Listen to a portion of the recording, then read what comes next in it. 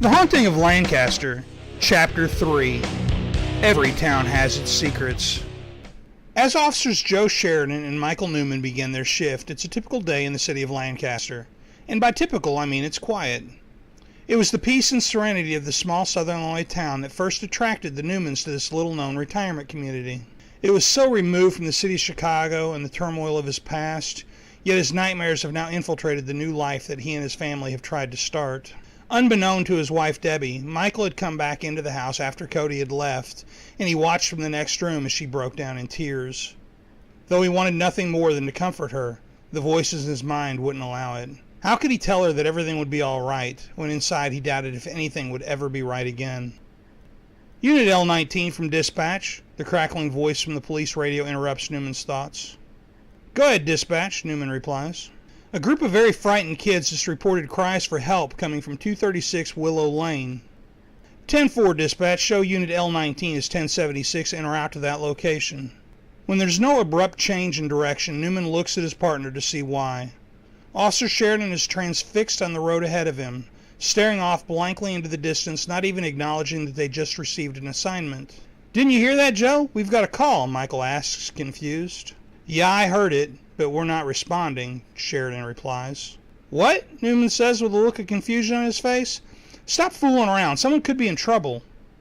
I'm not kidding. If they were fool enough to go into that accursed house, then let them find their own way out. Excuse me? In case you've forgotten, this is why we're here. Hence the term to serve and protect. Look, Mike, you're new to this town, so perhaps you're not familiar with the area. 236 Willow Lane is outside of our jurisdiction. What are you talking about? It's right in the middle of town. It might be within the city limits, but trust me, we have no authority there. Newman can't believe what he's hearing. What could possibly cause so much fear to consume a grown man, especially one that has chosen to work as a law enforcement officer? Newman wants to justify his partner's attitude, or at least understand it, but he can't. Sheridan is acting like a scared child, and that's unacceptable behavior, especially for a police officer. Fine, just take me there. I've got no problem with you waiting outside for me, Newman finally says in disbelief. I'm serious, Mike. There are forces at work in that old mansion that you have no idea about. You have to stay away from there, or you could find yourself facing more evil than you can imagine. Facing evil is what being a cop is all about. Have you hidden here in the sticks so long that you don't remember why we're here? Newman's words cut into Sheridan like a knife. He loves being a cop, and he's often thought of himself as a modern-day knight, a warrior, whose purpose is to defend the weak and stand against evil. But just the thought of that old mansion turns this warrior into a child. The reason is simple. He still vividly remembers the day that he visited there as a child. There was a darkness that pursued him through that old mansion as a cat would a mouse. It was as though this thing fed on his fear, chasing young Sheridan throughout the mansion, cutting off his every escape, laughing all the while. When Sheridan finally did get out of the house, he could hear the demonic laughter echoing from inside. Just the memory of that day brought chills to his spine. He had sworn never to go back into that old house, but now here he is, as an adult and as a police officer, forced to return to it again. What about it, Joe? You can wait in the car, Newman says in a frustrated tone. All right, Mike, I don't like it, but we'll go. But I'm sorry, because I'm not getting out of this car. That's fine, Joe. I can only ask you to take one step at a time, Newman says in disbelief. A visibly shaken Officer Joe Sheridan turns the patrol vehicle off of Main Street, heading for the Willow Lane address. He can't believe that after all these years, he's about to face one of his greatest fears, or at least watch as his partner faces it. As they approach the center of town, they can see the old mansion looming in the distance. The Bradbury estate is located on a hillside overlooking the city of Lancaster, and there's only one way onto the property. It's a small gravel road that serves as the old mansion's last connection to the outside world, and right now Officer Joe Sheridan really wished that it didn't exist. As the two officers turn up the old roadway, there's an eerie silence that seems to overcome both of them. Officer Sheridan is consumed not only by his own memories, but by the numerous stories that he's heard about this old haunted estate, while Officer Newman is awestruck by what he imagines this old mansion would have looked like during its prime. Its great pillars, magnificent arched doorway, and beautiful wide stairway must have been gorgeous, because even in its run-down condition, one can still see the hand-carved etchings and the superior craftsmanship of a bygone era. As the patrol vehicle slows to a stop, Officer Sheridan looks at Officer Newman and says, "Well, Mike, we're here, and everything seems quiet to me, so can we go now?"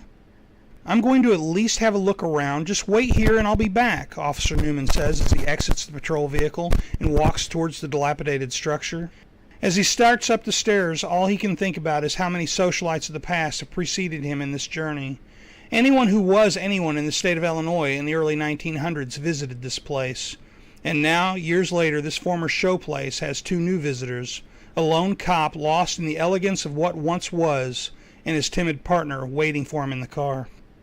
But as Newman grasps the doorknob, he hears the sound of music coming from inside.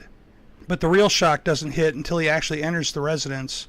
As he opens the door and steps into the main entrance, it's no longer the ruins that it was on the outside. To the contrary, the inside is a place of elegance, and the sound of music seems to echo from every corner. The lamps are lit, and the sound of laughter can be heard in the next room. Suddenly, the beautiful veil that separates the foyer from the ballroom parts, and Newman finds himself watching a scene right out of the past. A big band on the stage is playing an early American waltz as laughing couples dance merrily about the room. Newman can't believe his eyes. He just stands there in disbelief when suddenly the entire scene vanishes. Cobwebs replace what only moments before had been laughing, twirling couples, and the sound of music is replaced by the sound of wind blowing through the mansion's many broken windows. What only moments before had been a beautiful estate has transformed right before Newman's eyes, and it's once again in a state of ruins. Newman instinctively draws his weapon from its holster as he continues his search of the residence. Once inside the ballroom, he sees what appears to be a small boy who's dressed in a dark-colored vintage-style suit, dirty white shirt, and a dark-colored bow tie standing in front of a spiral staircase. Newman hollers for the boy. "Hey, what are you doing in here?" The boy remains motionless, but glares at Newman with hatred burning in his eyes. Better question would be, what are you doing here? "Were you not warned to stay away?" the boy asks. "Son, come over here before you get hurt," Newman says, totally disregarding the boy's remarks. "I'm not the one that's going to get hurt. You are. So you'd better get out before the others know that you're here." "What others? Is someone else here?" Newman asks as he looks around the room again. The boy chuckles as he says, "Well, by others, I actually mean me, for we are many." Suddenly the boy begins screaming with a mind-numbing squeal that is so intense that Newman has to grab his ears in an attempt to protect them. As the child screams, his body begins stretching and contorting out of shape until what is standing before Newman is no longer a 3-foot child, but is instead an 8-foot dark mass. It's as if the boy has become a 3-dimensional shadow. Newman is taken back for a moment, but then, gaining enough composure, he finally aims his weapon at the center of the dark form and cries out, "Hold it right there!" The creature just laughs at the officer's command as it steps toward him. "Stop or I'll shoot," Newman calls out a second time, but the creature continues its forward advance. As Newman begins to fire, he relives that night in the alley so long ago. He had just seen this thing as a child, yet what stands in front of him is no longer a child. Newman finally fires 2 rounds into the creature's midsection, but undaunted, the creature moves ever closer. Out of desperation, Newman fires a couple more shots, but again there's no reaction. Realizing the futility of his situation, the scared police officer begins walking backward, away from the dark form that's coming toward him. Newman is trying to find the entrance that he had just come in, but all the while he's also trying to keep his eyes on his adversary. Meanwhile, Officer Sheridan, who had remained waiting in the car, jumps out of the vehicle upon hearing the shots, but then remembering where they are, he gets back into the car. "Mike, I told you we couldn't come here," Sheridan screams as he beats on the steering wheel. The shadowy creature is now less than 10 feet from Newman, who has finally found the entranceway. Newman breaks and runs, literally hurtling himself through the door and over the porch railing, but the creature is close behind. Sheridan, who is still seated in the patrol car, stares at the creature, mesmerized by its shadowy appearance. Even in the light of day, it's as if Sheridan is looking at the bodily form of a black hole or some temporal void where all things cease to exist other than darkness. Newman dives into the passenger side of the waiting squad car and screams, "Go!" Sheridan awakes from his momentary hypnosis and slams the car into gear, peeling out, throwing gravel everywhere. The creature leers at the fleeing police car and then begins to laugh an evil, insidious laugh. As the car moves further away from the old mansion, the creature begins screaming again, but this time with an even greater intensity. The creature's scream seems to attack the fleeing squad car with a bombardment of sound waves that are so intense that Sheridan can barely keep it on the road. The car begins shaking violently until it suddenly implodes, spraying the two officers with glass as the windows of the car burst.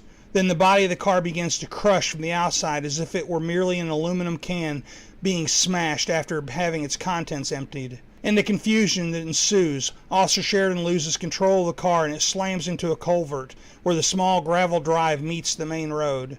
And as the two officers lose consciousness, the last thing they hear is the sound of demonic laughter.